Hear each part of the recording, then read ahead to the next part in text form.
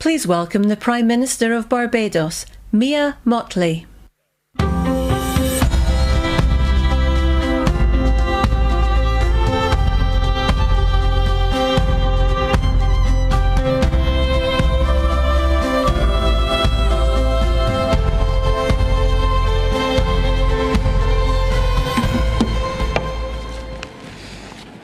Your Royal Highness, Excellencies, distinguished guests, ladies and gentlemen, the pandemic has taught us that national solutions to global problems do not work. We come to Glasgow with global ambition to save our people and to save our planet, but we now find three gaps. On mitigation, climate pledges or NDCs, without more, we will leave the world on a pathway to 2.7 degrees, and with more, we are still likely to get to 2 degrees. These commitments, made by some, are based on technologies yet to be developed, and this is at best reckless and at worst dangerous. On finance, we are $20 billion short of the $100 billion, and this commitment, even then, might only be met in 2023. On adaptation finance remains only at 25%, not the 50-50 split that was promised nor needed given the warming that is already taking place on this earth. Climate finance to frontline small island developing states declined by 25% in 2019. Failure to provide the critical finance and that of loss and damage is measured, my friends, in lives and livelihoods in our communities. This is immoral and it is unjust. If Glasgow is to deliver on the promises of Paris, it must close these three gaps. So I ask to you, what must we say to our people living on the front line in the Caribbean, in Africa, in Latin America, in the Pacific, when both ambition and regrettably some of the needed faces at Glasgow are not present?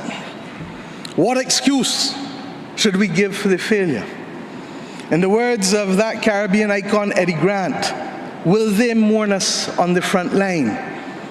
When will we, as world leaders across the world, address the pressing issues that are truly causing our people angst and worry, whether it is climate or whether it is vaccines? Simply put, when will leaders lead? Our people are watching, and our people are taking note. And are we really going to leave Scotland without the resolve and the ambition that is sorely needed to save lives and to save our planet? How many more voices and how many more pictures of people must we see on these screens without being able to move? Or are we so blinded and hardened that we can no longer appreciate the cries of humanity?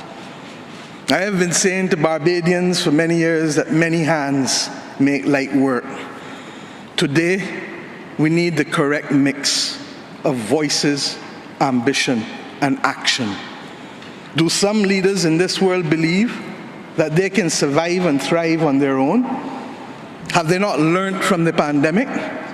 Can there be peace and prosperity if 1/3 of the world literally prospers and the other 2/3 of the world live under siege and face calamitous threats to our well-being?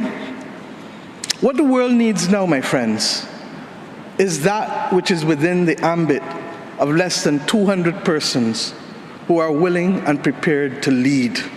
Leaders must not fail those who elect them to lead.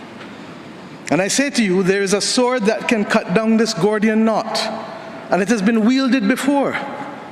The central banks of the wealthiest countries engaged in $25 trillion of quantitative easing in the last 13 years. 25 trillion. Of that, 9 trillion was in the last 18 months to fight the pandemic.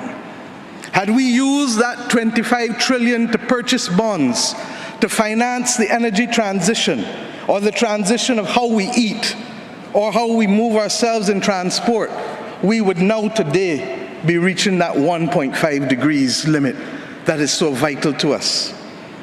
I say to you today in Glasgow that an annual increase in the SDRs of $500 billion a year for 20 years, put in a trust to finance the transition, is the real gap, Secretary General, that we need to close, not the $50 billion being proposed for adaptation. And if 500 billion sounds big to you, guess what? It is just 2% of the 25 trillion. This is the sword we need to wield.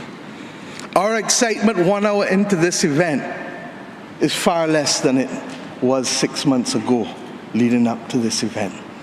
Can we, with those voices and these speeches from Sir David and others, find it within ourselves to get the resolve to bring Glasgow back on track? Or do we leave today believing that it was a failure before it starts? Our world, my friends, stands at a fork in the road. One no less significant than when the United Nations was formed in 1945. But then, the majority of our countries here did not exist. We exist now. The difference is we want to exist 100 years from now. And if our existence is to mean anything, then we must act in the interests of all of our people who are dependent on us. And if we don't, we will allow the path of greed and selfishness to sow the seeds of our common destruction. The leaders of today, not 2030, not 2050, must make this choice. It is in our hands, and our people and our planet need it more than ever. We can work with who is ready to go, because the train is ready to leave. And those who are not yet ready, we need to continue to ring circle and to remind them that their people, not our people, but their citizens, need them to get on board as soon as possible. Code red to the G7 countries. Code red to the G20. Earth to COP, that's what it said. Earth to COP.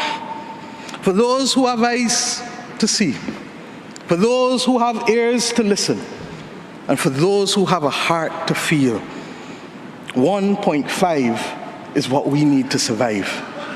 2 degrees, yes, SG, is a death sentence for the people of Antigua and Barbuda, for the people of the Maldives, for the people of Dominica and Fiji, for the people of Kenya and Mozambique, and yes, for the people of Samoa and Barbados. We do not want that dreaded death sentence. And we've come here today to say, try harder, because our people, the climate army, the world, the planet, needs our actions now, not next year, not in the next decade. Thank you.